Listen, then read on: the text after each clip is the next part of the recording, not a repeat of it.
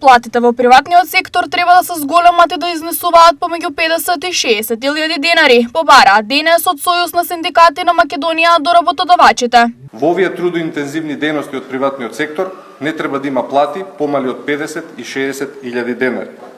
Ова наше барање се однесува на сите работодавачи од приватниот сектор, особено оние кои пред некој ден се изјаснија дека нема квалификуван кадар. Дали ваквите барања се реални? Не, воопшто не се реални.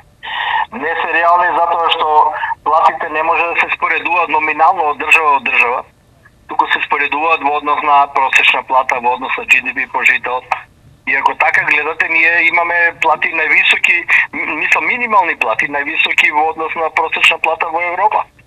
Колкав процент од компаниите може да поднесат вакви плати и што ќе се случи со останатите во вакво сценарио?